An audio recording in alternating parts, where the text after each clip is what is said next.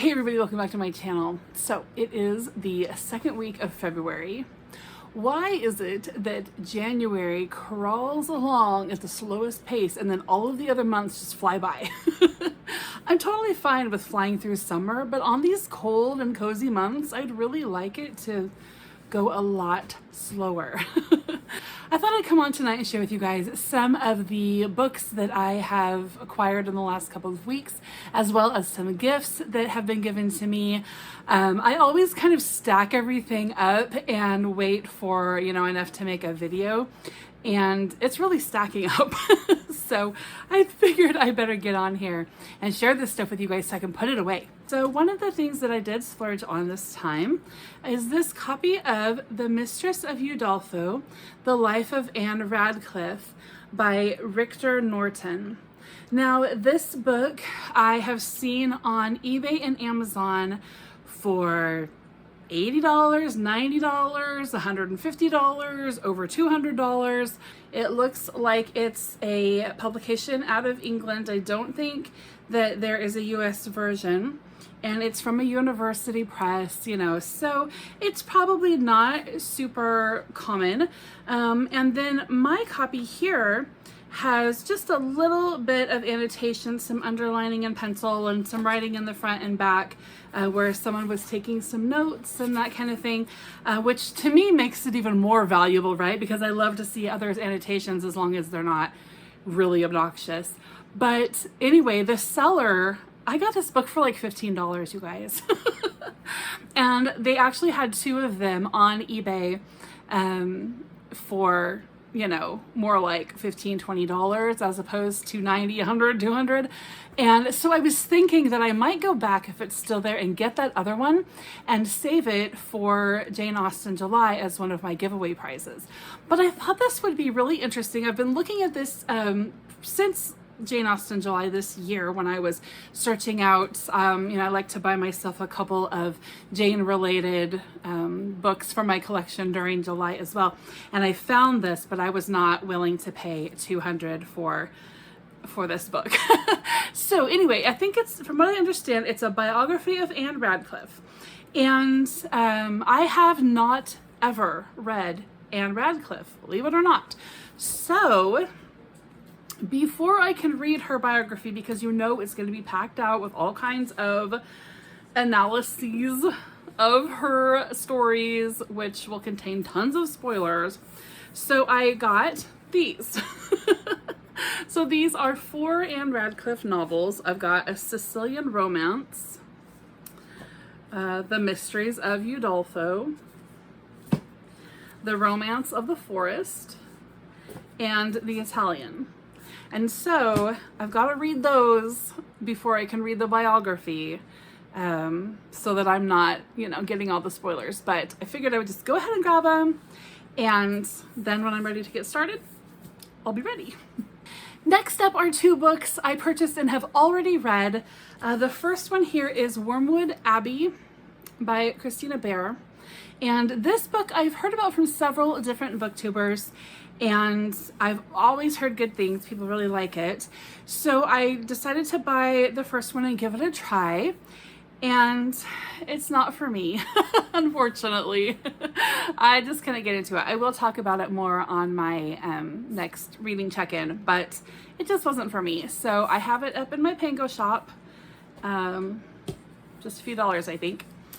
But the next one was for me, and that is Emma M. Lyon, number 8 by Beth Brower.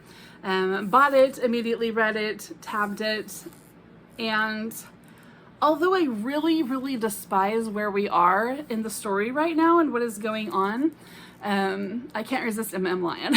She's fantastic. So I read it. I am now all caught up, and now I can go on and read all of the fan pages and all of the blogs and all the stuff that's out there because I'm caught up, right? So I'm not going to get any spoilers. But I'll talk more about that also on my weekly check-in. So got the 8th Emma, waiting for the 9th. I have no idea when it's coming out. If anybody knows, let me know. All right, and then Barnes & Noble was having a sale. Why were they having a sale? What just happened?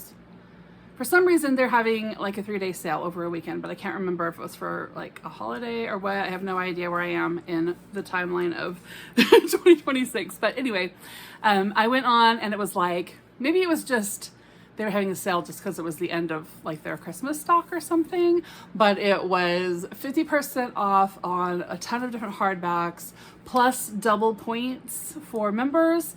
So I went on and I bought 3 books. I got this one, which is the 5th in the Before the Coffee Gets Cold series by Toshikazu Kawaguchi. And I like the Barnes & Noble ones because I'm not sure if you can tell, kind of like the exclusive Barnes & Noble ones do that, where they're kind of shimmery. So got that. Haven't read it yet. And then I got this book. This is another, it looks like, yeah, this is another Japanese translation, Dinner at the Night Library. And it's a different author. These Japanese translations are hit and miss for me, but I read them because, I don't know, they're fun also. And then I pass them on to my daughter Avalon, who's turning 17 here in just a couple of weeks. Wow. And she loves to read these. So I don't know, we're just weird. We really, really love these Japanese translations, although the stories are just really meh, like all of them have been for us so far, but we for some reason can't get enough. But anyway, they always feature a cat, so there's the cat, and I'm gonna see about that one. And then I got Beverly Lewis's newest book, The Christmas House, which is a little Christmas novella, and it was just super cheap. And this is one that I wanted to get for my Christmas collection for this, past Christmas year, and just didn't get to it. So I'm just gonna put it on my Christmas shelf and wait for December and pull it out then. All right, so those are all of the new books that I have bought for myself. So now I will share with you all of the used books that I bought for myself. So let's see. Okay, I'm starting with, so those of you who have been following for a little bit, all of my crazy, that whole Before the Coffee Gets Cold series, I read the first one, then I looked for the second one and accidentally ended up picking up the third one. So then I went back and looked for the third one and accidentally ended up picking up the fourth one. And I've never read the second one, so I ordered the second one with some of my Pango credit, and thankfully it was another Barnes & Noble exclusive, so it's nice and shiny for me. So now I have the whole series so far, but then I found out that he's got another one, a purple one, releasing, I can't remember, but sometime in the next few months. So we're not quite done with that series yet, but anyway, got that one, Tales from the Cafe. My daughter and I, another different daughter, Cynthia, she is 14. So she and I have been reading through The Wizard of Oz, and we are now on, I think it's the Emerald City of Oz. We have a compilation of like 3 different Oz stories, but weirdly they're not in order. So we are going to read through that compilation, and then we're going to go back and read all the fill-in ones. So I've been collecting these. This one is Ozma of Oz. I really like this series edition, the edition of this series, you know what I mean? Because I love the artwork on it, and I used to have all of these, and then I think I was trying to raise money to go to England and I sold them all on eBay, but I don't have them anymore. So I've been collecting them in this edition. So this one is Ozma, and I love how they've retained the original, drawings. Can you guys see the little guy? TikTok. I love these. I just really love these pretty illustrations. I'm not sure about the outside covers, but the inside is definitely Edwardian era art. And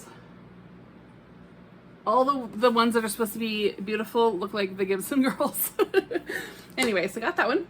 And then I got Utopia by Thomas More. Avalon is supposed to be reading this for school. I might just have her I found a lecture online. I might just have her watch the lecture, but she's got a lot that she's already reading. But I ended up getting it because I think it might be next month. Sometime in the next few months on Anne's Reading Classics Challenge. One of the prompts is to read like a religious book or something like that. And so Thomas More was, you know, a religious guy. And so I put Utopia on because it's also on my 50 by 50. So got that. If Abby doesn't read it, at least I will read it. I got this copy. I've been waiting for this to come up on paperback swap. Their Eyes Were Watching God by Zora Neale Hurston. And I went ahead and I've already read this, but I really wanted this particular copy because I really love the cover of this. And so when it popped up on paperback swap, I went ahead and ordered it for my collection. When I got it, I realized that somebody had highlighted a bunch of stuff in orange, so I'm kind of annoyed by that, but oh well. It's okay. I might trade it out for another copy sometime in the future. It's not actually very clean on the front either, so I'm not totally loving it, but if I'll keep it till I find another one that's in better condition. But that's a really great story. If you guys haven't read that, that's such a good story. And then I think that I heard about this book on Chantel's channel, maybe. I don't know, but I'm pretty sure I heard it on Chantel's channel. This is The Hopkins Manuscript by R.C. Sheriff. This is actually a vintage book, maybe 1930s. Let's see. Yeah, 1939. And then the estate renewed the copyright in 1967. This obviously has only been printed in the last few years, but apparently this is a really good sort of, I don't know, sci-fi dystopian sort of story. So it's a stunning speculative novel about a small English village preparing for the end of the world. And I'm pretty sure it was Chantel that talked about this. And so I just sounded interesting to me. It's not my type of book, right? But every now and then, if it just hits it just right, I love it. Like, for instance, Station 11 by Emily St. John Mandel. Loved that book. And that was a dystopian sci-fi sort of story. I totally loved it. So maybe I love this. I don't know. Just if it's well written, and there's not a lot of like non-human characters. I think that's what really gets me about sci-fi. I can't do like non-human characters. Anyway, maybe I'm just not reading the right books. All right. Anyway, this next book I got, I heard about this one from, I think I heard about this from Jess at Pages and Grace. Leave Only Footprints. My Acadia to Zion Journey Through Every National Park by Connor Knighton. It's kind of a travelogue, and basically it sounds like the guy just travels to all the national parks. And that's really cool. That would be so fun to have the freedom to do something like that. Technically, my husband could work from home, so I don't think we'll ever do that though. So I'll just read about it. Okay, and then a couple more that I found at the bookstore. This is a huge anthology of all the stories by Guy de Maupassant. And I got this because I had joined that reading challenge that Emily at Prose and Petticoats was doing, or is doing. And then I bailed because I'm not smart enough. No, it's okay. But anyway, I thought maybe I would try some of these stories. I would really like to read more short stories, and I have been. So maybe I will like some. I don't know, but this is a massive collection for sure. So it'd be good to have in my library, maybe, if he's somebody that I feel like I would read. I'll try a few and see.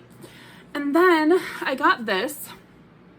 This is the almost first edition of Rebecca by Daphne du Maurier. This version, the first edition, American edition anyway, does look very similar to this, if not exactly. And the year on this, the copyright year, does say 1938, which is when it was released. So here's a little lesson for you all. If you are collecting rare books.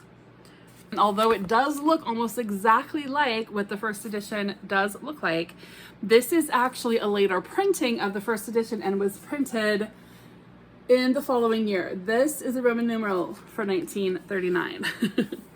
So check all of the dates. This is why you need to know your Roman numerals, kids.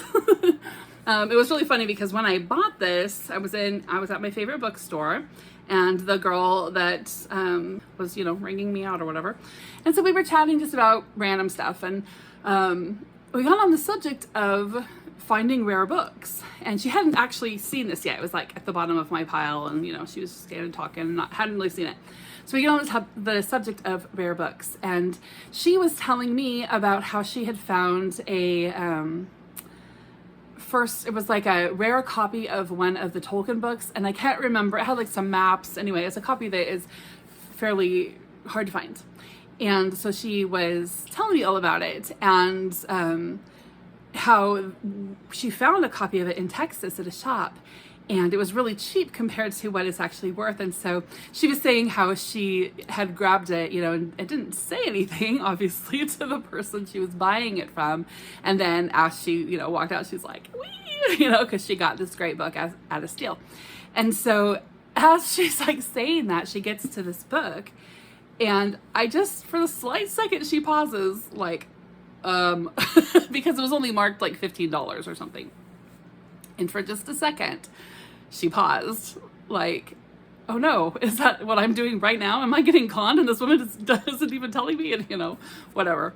But then I think, she must have looked down and realized that it actually wasn't the first American edition, but really close. And if you look online at this, you will find this copy that was actually printed in 1939, and you will see it marketed as a first edition for a lot of money. But when you see the picture of the copyright page, it is 39 in Roman numerals. So it's not actually worth the hundreds of dollars that people are trying to put out there. But I still think that $15 was a steal, especially since I get 25% off at that shop for being a homeschool mom. I got it for a steal. And so it's as close to a first edition of the American version as you can get. And that makes me happy. Still very collectible. And so yeah, I was pretty thrilled to find that. Okay, and then I have a few more books that were gifts to me.